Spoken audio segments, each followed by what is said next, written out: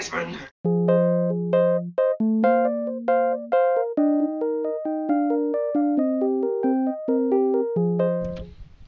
Hi, my name's Richard Wiseman. Welcome to Wiseman Goes Wild.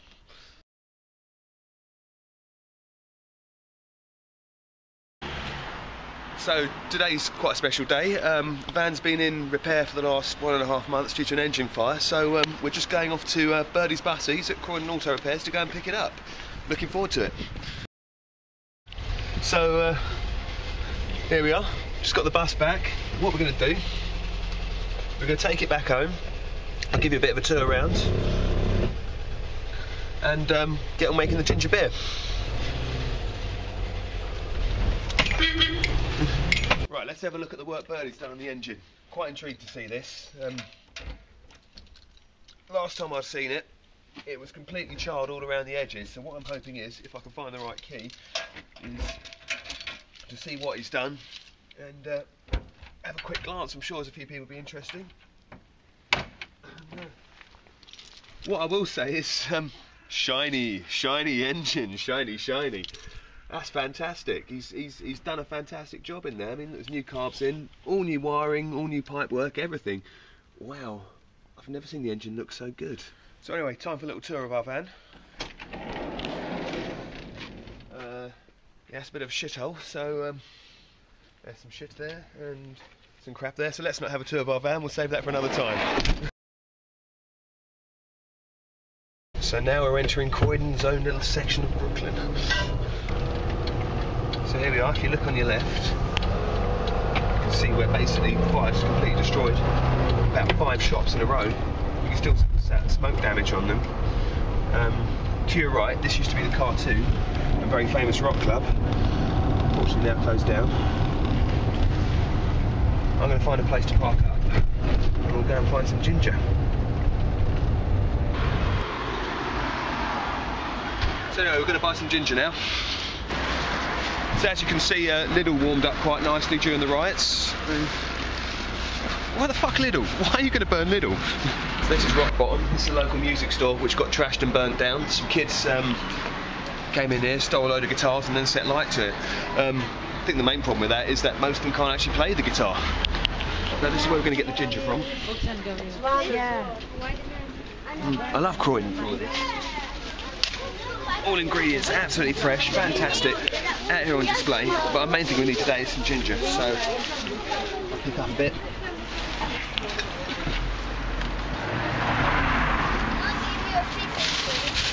Lovely, I'll go and get that paid for.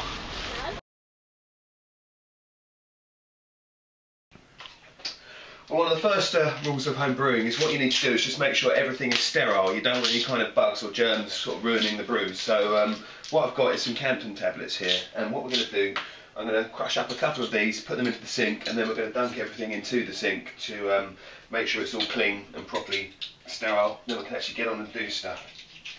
So I'm going to crush that up. Let's go around, because the bowl, that's going to be important. That clean. And we can get started. So I'm going to show you the ingredients, what we need to do to make a ginger beer. It's a nice simple recipe, it really is. Anyone can do this. I've kept the ingredients to a certain level, certain sizes, so it's nice and easy to remember.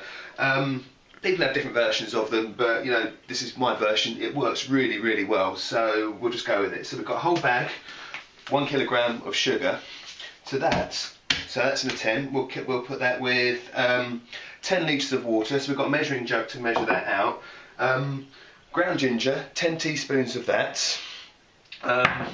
Normal ginger, we're going to grate this up, and that's 1 ounce, so nice easy figures to remember. 2 lemons, that's the juice and the zest of 2 lemons, and of course the magic ingredient. People use brewer's yeast, I'm just going to use some baking yeast. It's readily available, very easy to get hold of. So first of all, what I'm going to do, I'm going to grab the bowl and I'm going to grate the ginger. This could take a little while, so you might want to do something else while I do this.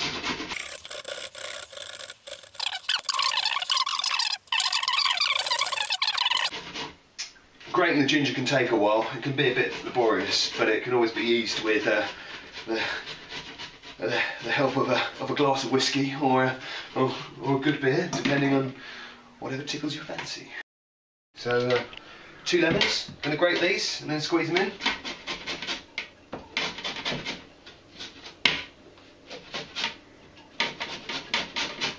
The lemon gives it a really good acidic kick. Offsets nicely against the sweetness. So, want to make sure I get all of that in there.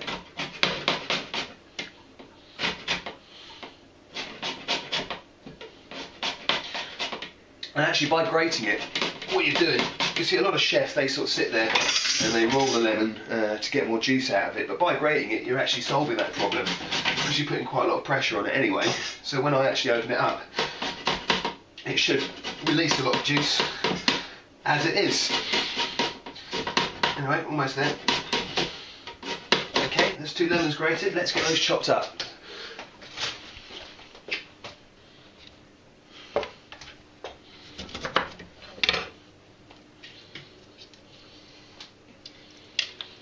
Yeah, get those squeezed in. It doesn't really matter if the pips end up in it at all, because what's going to happen is, in the end brew, once you sort of finished it and you go to bottle it, is everything gets sieved out or strained out anyway. So you can sort of sieve it out in the end anyway. So get that in there, pips and everything. Yeah, make sure you don't have any cuts on your hand, because yeah, it quite hurts.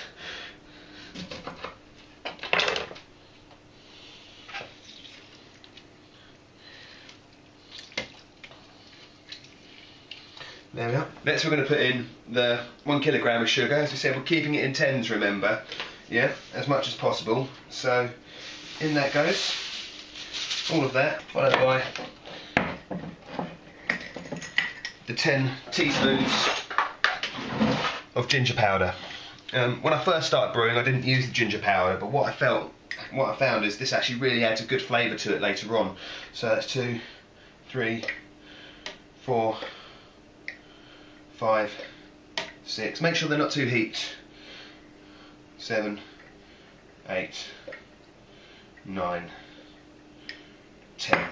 Now, I advise you, if you're lucky enough to live where I live, there's a lot of kind of ethnic-y shops around, which makes life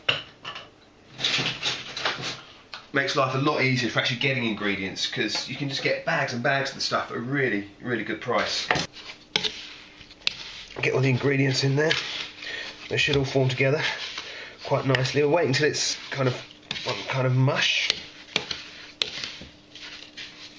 See, that's formed together quite nicely. There we have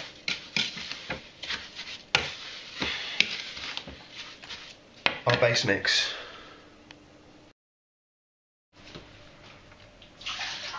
Okay, well, I've got to fill up with 10 litres. This is going to take a little while, so I'll be back after this short break. Here we are with our 10 litres of water. What we're going to do now is get the mixture in there, and then we're going to bring it up to the boil. Once it gets to the boil, we'll take it off the heat, so basically everything's infused. We'll let it cool down to, I don't know, 35, 36, 37, that kind of temperature. So when you sort of just dip a finger in, about blood temperature, I suppose, and then we'll add the yeast.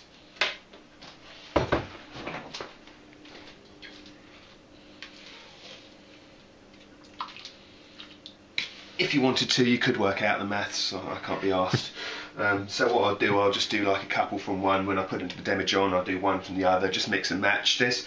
It's not an exact science. It's not precise. As long as you follow this roughly, you're going to be fine. Other people like to use things like tartaric acid and stuff like that. But to be honest, a bit of bread yeast is just fine, and you're getting acid provided by the lemons as well. So it should all work. Don't ask me the science, I ain't a bloody clue. It makes booze. And some pretty loopy booze at that.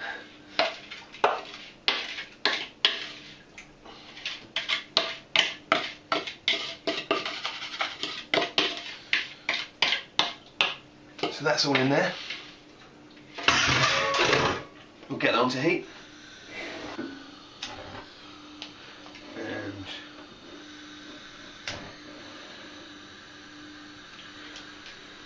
Okay, so we'll leave those to brew up till they start boiling, then we'll take them off the heat and let them cool down.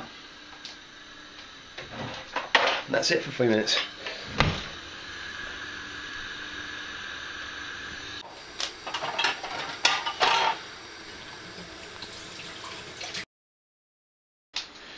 So pretty much that one's ready. You can see it's bubbling away. It doesn't do any harm just to keep it bubbling away. Obviously it's a smaller pot, so it's going to be done quicker. This one's just starting to bubble. As you can see, all the stuff's got to the surface. We're just going to give that another few minutes. But as I said, no harm in that doing. All it's doing is infusing.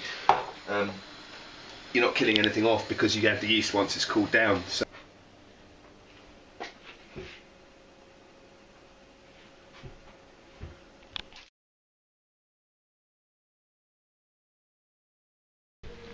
it's a bit late in the season, but there are a lot of trees around here. There's a lot of apple trees. There's a lot of kind of damson or plum trees. It's unfortunate because if it had been a bit earlier in the season, I could have taken you out. We could have got a few bits and pieces and had a look. But there's a lot of stuff just around your local community you don't even know about. So much edible food. Well, as you know, I like to do a bit of urban foraging, and anyway, look, we found some fungus down here. Unfortunately, I don't think it's very edible, and probably dogs have pissed all over it, so children, avoid that shit. Yeah, here we are. What you see here, you can see where the pavement's actually come up. What's quite amazing is, it's obviously too late in the year now, but they've actually had mushrooms just growing straight out of the pavement there. Again, I wouldn't eat those ones, but probably because they're covered in tar and stuff, but yeah, it's amazing where they will grow. Actually, this is quite incredible, where we've just parked up. We've got some, they're a little bit old now, but you actually have some hawthorn berries, which are really, really good, high in vitamin C. You can make a nice jelly out of those. I'm not going to do it today, but already, we're just here, and that's already just happened, so fantastic. Okay, so I've got my book, and I've got my netting. The netting's important because when you actually find mushrooms, you want to basically allow them to breathe, otherwise they'll start going mouldy, and also it allows the spores of the mushrooms to sort of spread around, and so basically you're helping them sort of grow for next year, and you're helping other people find mushrooms as well. It's just a bit of respect really when you're doing it. So I'm going to go and hunt.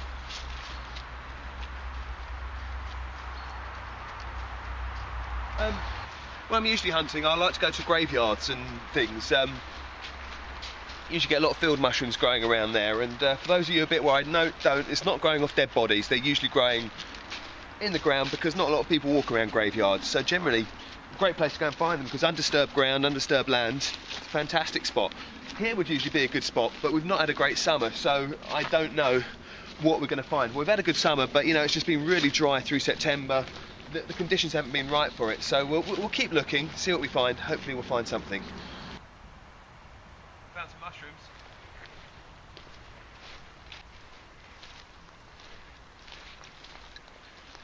Alright, I found some small little fellas down here. I don't know what they are, but I know automatically they're not edible. It's just not a variety of edible ones. I can't be bothered to look it up because I know it's not edible already. So we'll keep moving on, see if we can find anything else. But it's a good start. Now, to me, that looks like it looks like a deceiver. I'm not 100% sure, so I'm going to check it up. This might be actually something we can eat. It's not in great condition at the present moment. If you can see, it's growing quite big, and also we've had rain last night. So I'm just going to look it up in the book. This will take a couple of minutes just to see if it is edible. I think it's gone too far past its best to actually be able to properly identify it. So general rule is if you can't 100% identify it, throw it away. So unfortunately, that's not one for the eating.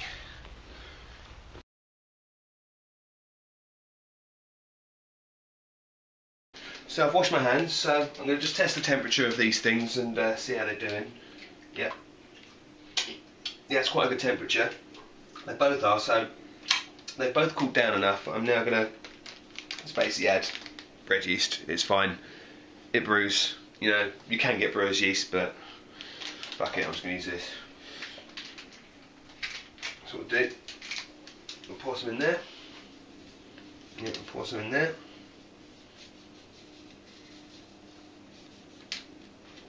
Give those both a good stir.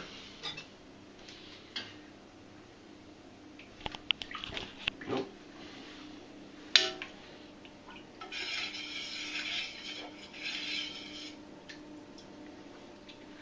And what we'll do now is we'll pour these into the demijohns. So here we are with our sterilised demijohn, all sort of nice and clean. So we're just going to spoon the mixture, we're going to use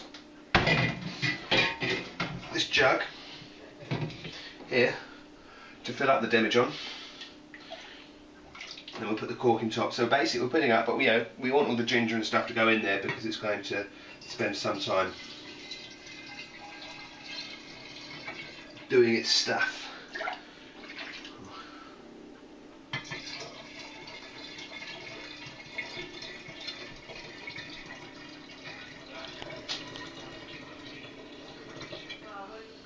So again, this could take a little while, so whilst that's going on, I'll draw your attention to that thing up there. Hi, welcome back. So now we've got that full, we're going to cork it with a water trap. So basically that goes on top, and now you just leave that for 4 to 5 days, let the alcohol start brewing, and after then you'll just basically take it from there. So the purpose of the water trap is twofold. One, it's to kind of stop any bugs or any kind of nasty sort of getting in there. But on another part, it's about so you can check whether it's actually fermenting or not. Because what happens, as the yeast starts converting the sugar into alcohol, it starts fizzing. So what you find actually happens is the pressure builds up, and this allows the pressure to go out in a safe kind of way. So effectively what will happen is, as the bubbles start developing, it will start coming up there and push the water around, so that way you know it's brewing. At the present moment it's going the other direction because there's a lot of heat in there and it's getting sucked out, so that's the science bit.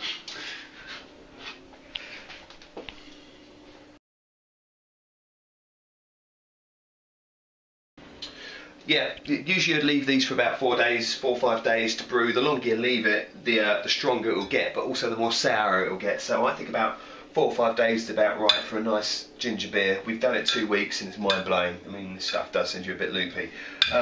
Also here's the bottle we bought from IKEA the other week, or the bottles, so we're going to use those. Sieve, tights over the sieve. That way you're making sure you're keeping all the stuff out of it. We'll pour this like that into there. So it's collecting all the dust and all the bits and pieces from the mix. And then what we do, that'll be enough for the time being. Let's put that to one side. Take a bottle.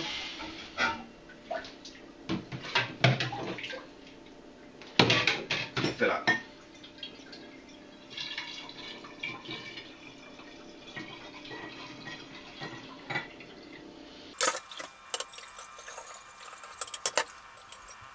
Okay, if you want your thing to have further fizz, you just do one final thing with this.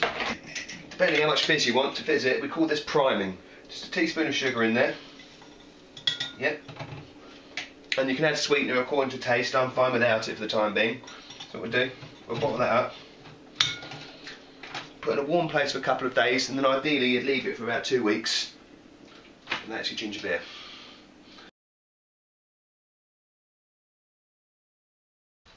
So that's our end product. Please give this a go at home. Tell me what you think. Tweet us. Let us know how good it was. So here we are with the end product. I put a label on this one because I've been trying different ones, but I've actually found when you've primed it, 1 sugar and 1 sweetener, or 1 teaspoon of sweetener, actually works really, really well. So if we open that up, we'll get that served up. That's satisfying. So we'll get that poured in.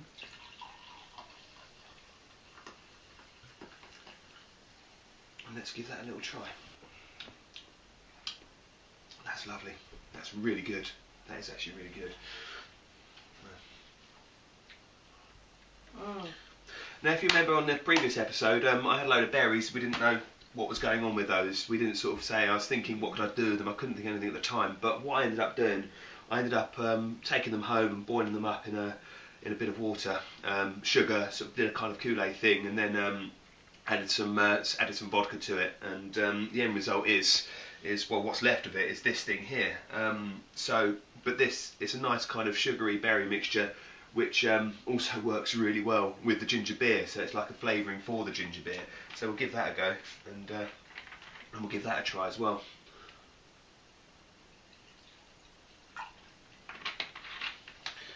So this is like a berry flavoured ginger beer. Let's see what that's like. Chin chin. Oh yeah. Oh fucking yeah.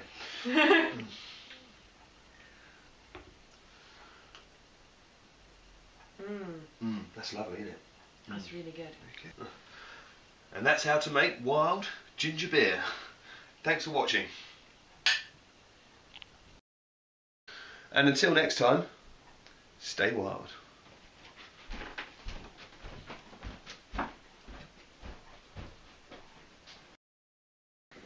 Have we done it? Have we ended it, yeah?